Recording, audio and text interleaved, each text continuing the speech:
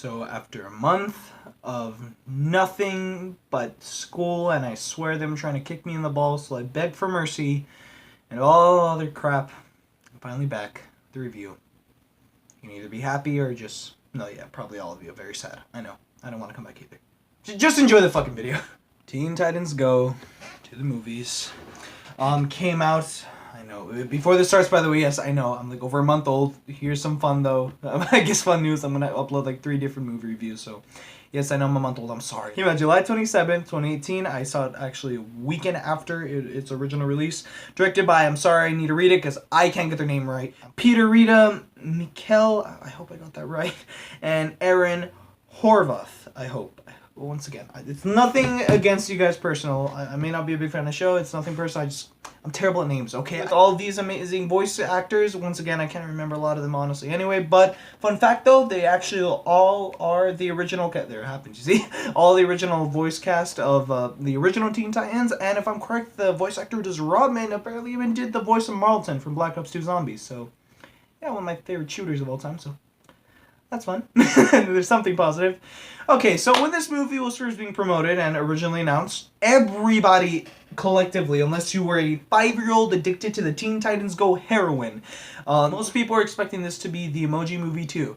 And you all know what I thought about the Emoji Movie. So when I heard that, I was expecting at least this could be a fun review and a fun time with all my buddies and I just collectively kill ourselves right there.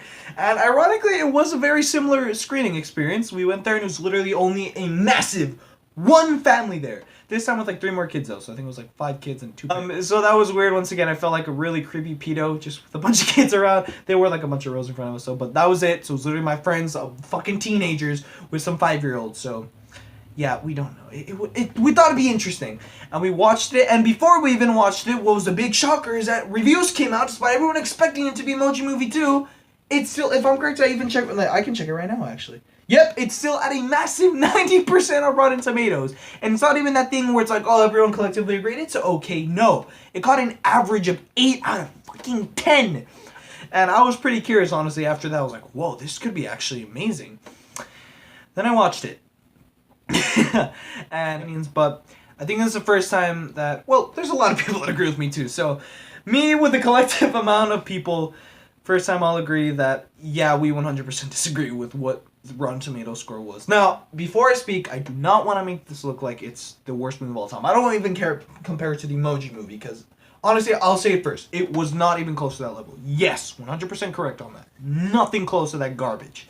There was clear effort put into many areas of the film, and once again, even though I can't remember all the voice actors' names, they did an incredible job. And even just with the show that I used... No, okay, yeah, I have to confess. I used to watch the show. I was in 5th grade, so I was literally the perfect age demographic, and I literally gave it up a month after. So don't even worry. I noticed quickly, yeah, this got bad. Okay, first, you know what? I'm going to start with the good stuff. I always want to be positive. I will agree with that. Let's talk about the good stuff that the movie brings. So to start with, once again, the voice cast. It's the original voice cast of Teen Titans. Now, once again, like I admitted earlier, I wasn't even the big Teen Titans fan in the world, or the biggest Teen Titans fan in the world, like some of the crazy fanboys that you find. But I did watch the Teen Titans show when it was out. I was around before it got canceled and all the chaos happened. So I was very young, but though I didn't watch it all the time, when it was on, I would watch it. And yeah, I wasn't stupid. I thought it was amazing. They're incredible. They're the original cast, guys, and I would watch the show, and I always loved them. They've always had a good time, especially, I guess, some of them are even part of some of my favorite memories, like some of my favorite games, like Black Ops 2, so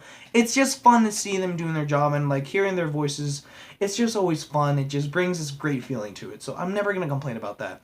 Oh, Nicolas Cage as Superman. Oh my god, I'm so glad I remembered this. Okay.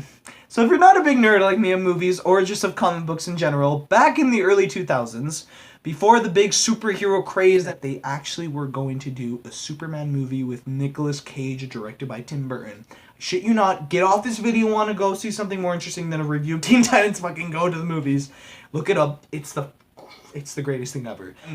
And then, once again, another thing that even, despite it being very little chunks of the movie, or some very specific times when they get it right, There is a clear passion that these writers clearly have, or the directors of this show, that they really don't mean, and if you really seen their interviews, they really don't want to piss people off the way people think. They really love these characters, and you can tell, because with this movie strangely has, connecting to the Nicolas Cage thing, there's an endless amount of, it's Easter egg paradise. I'd say it's even more than Ready Player One sometimes. There was endless references to like even the most obscure comic book characters. They somehow mentioned Marvel shit. Like, oh my god, that was shocking when they did that, when they made a joke about the Marvel comic intro that they always have. I didn't expect that at all. I was like, holy shit, they can do that? Like, there's a clear passion that these writers and directors have that they really are trying, and you could see it. There's some moments that like, oh my god, there's some chunks in this movie. I'll mention one of my favorite parts. After the very god-awful intro that I'll explain later, everything wrong with the movie, after that, and ironically, when that happened, I thought, okay, this can only get better. Really did get better. For like a whole 10 minutes straight of the movie. There was like this strange focus on the characters and the struggles that these guys go through of them trying to deal with, ironically, talking to us in a meta way of how hard we can be sometimes on the show, not realizing it's meant to be for kids, which they do have a point with that, admittedly. I watched it as a kid and that's why I liked it for a couple of months. So there's a moment that it gets so serious that they start crying and feeling depressed, and I think there's a moment where Robin says he wish he didn't exist. And it got to me. I was like, holy shit, I really feel bad for these characters. That's amazing. I was like, wow, this movie actually made me emotional. How did it do that? And that's it. That's all the good I can talk about. Yeah. Everything else is what, honestly, why I said about the whole Zack Snyder DCEU thing is the big problem that DC has. The number one thing is that this movie faces is it does not understand when to use humor or when to just have fun while balancing their characters and the story. Let me explain. The references can be great, but sometimes it was insane. That it just, I literally wanted, there was a lot of moments that I honestly wanted to leave the theaters. And once again, it isn't because this movie's even terrible. I lied earlier. There's another good thing that this movie had. I almost said show and shit. I'm sorry, I don't know why I say that. The villain, Slade, I think, he was also part of the original show, if I'm correct. He was also incredible too. Ironically, that was some of the best writing I also saw. Another example of how much passion these writers had and the directors, that when they really put their work into it, they could get something amazing. But yeah, I honestly think it could even have been that good. That's how impressive it got sometimes. Once again, that's it. Because everything else was, in my opinion, child in your face potty humor. Or when it got something funny, it would non-stop keep going with it until it's drilled in your head. There are some parts where they make a musical joke where they start singing, which in general, unless it's a Disney movie that they usually know how to pull that off. I usually hate singing in movies. I'm also in that crowd. It gets really annoying. Would bring up one song. I don't even remember the titles because I try to forget it. And it wouldn't even bring up another song. It would be the exact same thing. For I swear to my life, unless I'm that crazy and was just that annoying to me, it felt like 10 minutes straight of the exact same tune.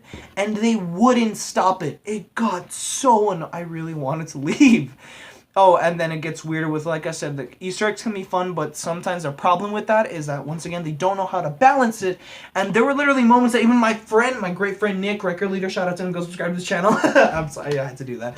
He even couldn't, as he's usually easier on stuff, like even him, he had to agree that there was a moment where they literally broke all the rules that the movie was trying to bring with like the powers that they had just for a simple little joke about like how some of the superheroes and the weird powers they had. And we both, I'm not going to explain it all, because we literally looked at each other and like, what the fuck? What just happened? It got ridiculous. It really did. And that was like the whole movie to me. It was literally what the fuck moments. And it wasn't a good what the fuck. It was a what is happening? Why is this occurring? This doesn't need to happen. This is a mess.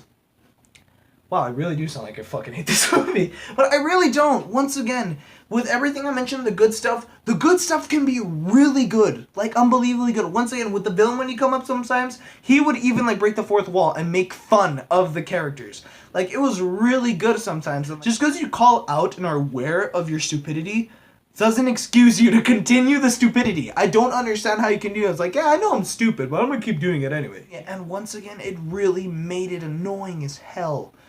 Wow. And once again, a lot of the shock humor and in-your-face stuff that happened, the literal outro of this movie was this is the one thing I remember. It was drilled into my head. That was, they literally make a birds and the bees joke. Robin just goes up into the screen, breaks the fourth wall, and just says, "Can't tell your parents where babies come from." And yes, I'm not gonna lie, it was really funny, and we were laughing at first. It was like, wait, what just happened? But that was the only reason. It wasn't because it was funny. Because number one, why would he say that? Number two, that was out of place with what happens, because before that, the whole point was that they were finally learning their lesson and not being annoying and stupid, or at least being proud of it and showing that they could learn and still be great heroes. So that's an actually really sweet message. Once again, the show or the movie can be pretty decent sometimes. And then number three, just why? Why? It just made no sense. And that's the only reason why it was funny. And it really almost ruins the experience for me, honestly. And I'm sad because, once again, I don't want them to mess up. I never want anybody to mess up when they truly love film. I know it sounds like I really despise this movie, guys, but I was disappointed with it. I was really expecting it to be good, especially after that out of nowhere praise that it still even has with Rotten Tomatoes. Teen Titans Go, in conclusion, despite a lot of moments can really be incredible and almost impressive to get you emotional and just have a lot of fun with the humor and the characters and the passion they clearly have with it, most of the time it's just a complete mess, not understanding how to balance their characters, their story with their humor and style. It's the Batman versus Superman of the DC animation world. I'm going to give, I really thought about this so hard, I'm not going to give it anything below a 6, because it wasn't in that level at all. Once again, when it gets it right, the villain, some of the jokes, the references that it can pull off, and just the fun voice acting and joy that these guys bring to the movie can be so incredible that there's a lot of big chunks of the movie that it does take over and you have a lot of fun. Most of it's a mess, so solid, no, not even solid, barely a 6 out of 10. It's a mess, but it gets it right sometimes. It's really the only way to say it. Guys, that was pretty much my Teen Titans Go review. But before I finish, because I know I'm going to do a video on it anyway, though, of all the stuff in general that I'm looking forward to by the end of this year and next year, as once again, a big apology that even ironically, I'm super late for that too, so I have to apologize for that also, two things, for not doing the E3 2018 video. I'm still going to talk about a lot of stuff at E3 anyway, though, because a lot of it's coming out for them. So anyway, guys, thank you all for watching. This honestly was a lot of fucking fun to record. I can't wait to get this up. Once again, I'm sorry that I'm so late with so many of these videos. You guys, I hope this review show that it's not like I don't care about this stuff. It's just, I get really busy, guys. It just happens. I love you all to death. It's always a lot of fun to do these. Thank you all for watching. New reviews literally coming, like, I'm gonna even say when by the time it gets up, a couple of hours after. So keep tuning into that. I'm gonna just give it a hint because I'm already late to this anyway. Cough, cough, Christopher Robin, cough, cough, Mission Impossible 6, cough, cough, my first Mission Impossible. Yes, it was amazing, cough, cough. I don't know why I did that. Thank you all for watching and have a great, oh my god, it's night again. Back to the old days.